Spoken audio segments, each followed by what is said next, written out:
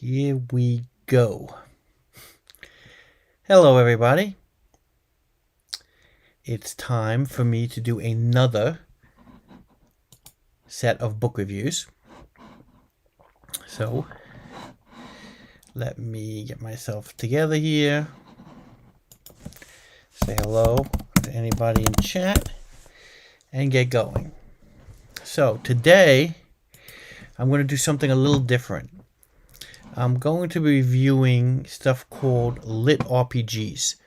What are LitRPGs, you ask? They are basically kind of offshoots of stories, kind of like from Ready Player One and those gamified books that are out there, like Firebreak, I think was the last book I covered, and a couple of other Ready Player One, Ready Player Two.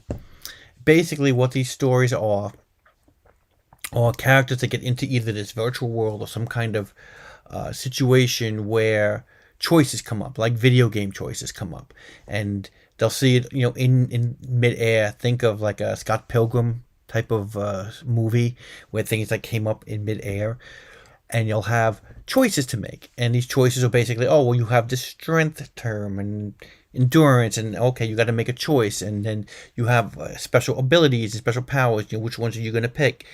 And basically the character grows through the story, and he picks different attributes and kind of plays like an RPG. And that's generally what lit RPG stories are about. So I decided, let me find a couple of, well, actually I found one lit RPG, and then the second and third one kind of like fell into my lap, but I'll talk about them in the future. So the three books I'm going to cover today are Defiance of the Fall, a lit RPG adventure. That's actually the first one I've read. And then a double collection of Tough Guy Book 1 and Tough Guy Book 2, which is a superhero lit RPGs. But again, before I start these, let me get into my intro.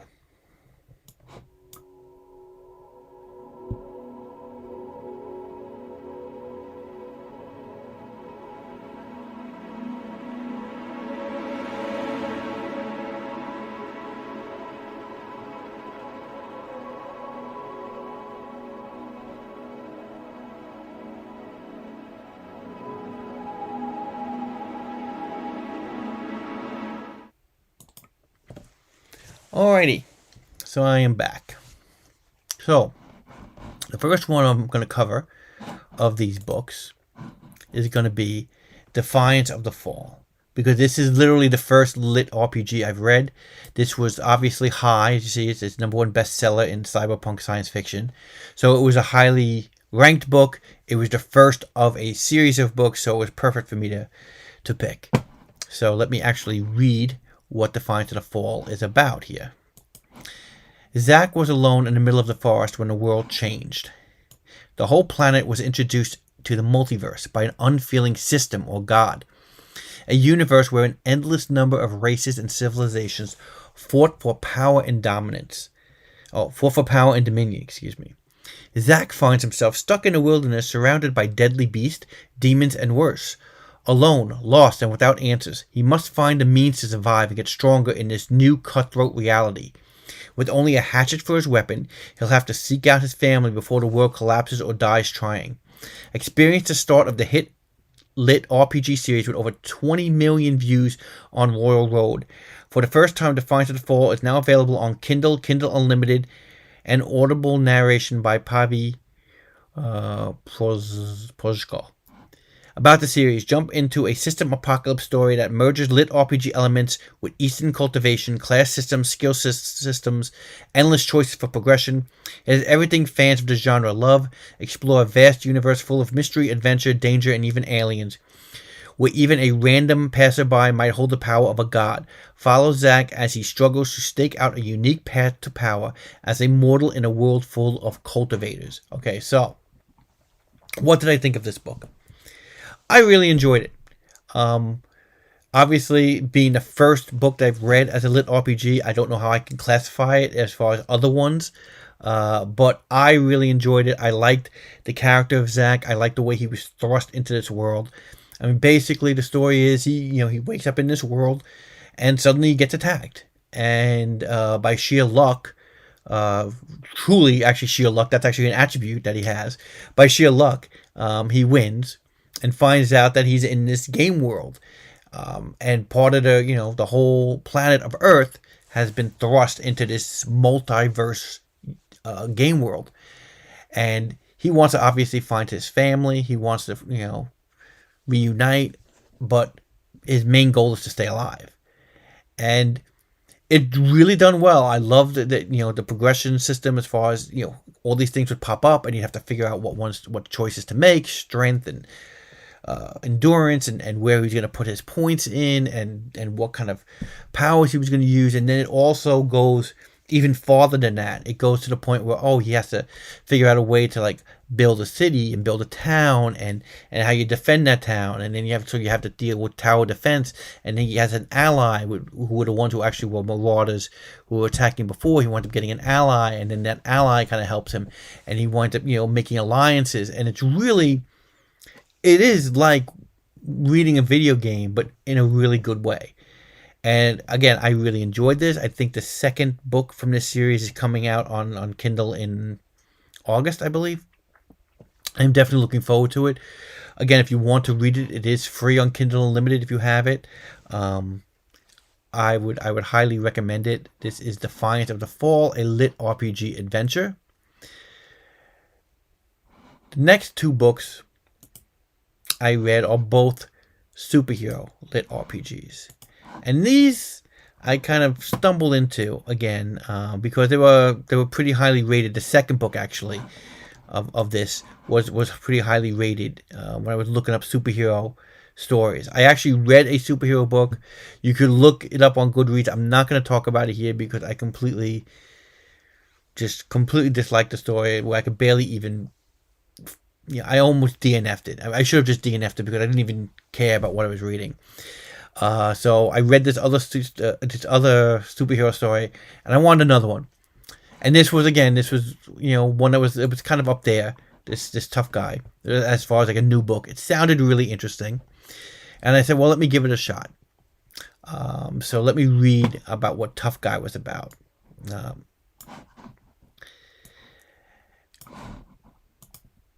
Okay. As if things couldn't get any worse, Arthur is trying to survive yet another dreadful shift at the Hammy Burger. When a supervillain barges in and takes him as a hostage, it's clear from the get-go that this villain is a poor schmuck who just happened on a dose of Chem X, and then decided to get paid moments after he developed his superpower. And so, in an attempt to save the poor bastard from the consequences of his foolish actions, Arthur tries to convince him to surrender, but when the captive cavalry arrives, something happens and Arthur is exposed to a leak of the mysterious chemical substance. Soon he finds himself unlocking his first superpower, extreme toughness. Unfortunately, superpowers do not pay the rent, and he still has to juggle 4 jobs to make ends meet. Worse, as was explained to him by a superhero dispatched to the crime scene, his transformation is reversible, due to his method of exposure. And Arthur will be reversed to his former self if he doesn't prove himself worthy of the gift.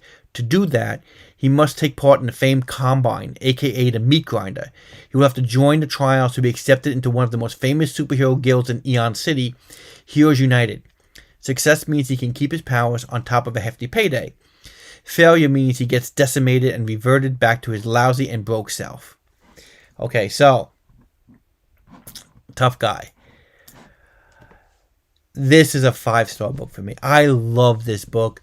I felt like this, if you are a fan of superheroes, I don't know if this person, this Andrew Karevik, is a superhero, comic book writer, but he should be, because he really nailed just the beauty of comics in my mind, as far as this character, the main character, Arthur, who works at the Hammy Burger. He has great humor in this book. Both of these books, both book 1 and book 2, have incredibly good humor. I love both books. I thought they were just totally interesting to read. A lot of fun, cute humor in it. Also, I think that the story had, kind of like the conflict between good and evil, but he was so idealistic, Arthur, and just wanted to just root for the guy, even though he was like this downtrodden kind of like a bit of a smart ass, but just perfect idealistic character. And the main villain, the main person in this story, Captain Cook, is kind of like the main villain that meets this schmuck in the hammy burger. And he is a superhero, but obviously he has issues. And he kind of becomes like one of the big rivals against Arthur. Through the story, Arthur finds out about Heroes United, finds out about, Captain Cook from this experience of how he handles this villain. And he really wants to go his own way. And he also gets this kind of like secret trench coat wearing guy who kind of helps him along the way. The only thing I will say is that the LitRPG elements in this, I don't know as far as what you're interested in when you read a book that says LitRPG. This does have the LitRPG elements, but the LitRPG elements are linked to this ChemX. ChemX is this chemical that superheroes use, that superheroes get, and that turns them into superheroes, that gives them superpowers. And in this world, at least in this first book, the way they describe it is that if ChemX is used with a lot of very fancy equipment and millions of dollars of equipment and able to be enhanced and injected into a person, they can get these superpowers. If, on the other hand, like Arthur got it, or some of these superheroes get it, if they ingest it in a different way, whether it's absorbed through the skin or whether they drink it, things happen. They can have side effects. They can have weaknesses that they develop. And also there is a building period for how often you can take ChemX. If you take too much ChemX at once, if you take, your first vial and you take a second dose too early, then it can actually warp your mind. It can make you a little bit more villainous. So some of these super villains are actually, because they're the ChemX junkies kind of thing, and they kind of like pushed it too much, and now they have some psychoses, plus, some serious weaknesses they can have as well. So that's basically how the world is set up, how ChemX is set up, how Arthur, gets this power, accidentally by basically getting ChemX absorbed through the skin, through this interaction that he has with Captain Cook and this supervillain that tries to take him hostage. So through this story, you find out a lot about Heroes United. You find out a lot about Captain Cook. You find out about all the things that are against him, all the things that he has to kind of overcome. He winds up meeting a group that actually creates his suit. And it's kind of like almost like a Kingsman, kind of like, Q, kind of let me set you kind of up, or even like a Black Lightning with that, that one Taylor character that kind of sets him up. And that character is really good. There's also one character in Heroes United that kind of is working to kind of get him in and get him around Captain Cook because of, we'll find out more about her motives later on, but finds out about that as well. And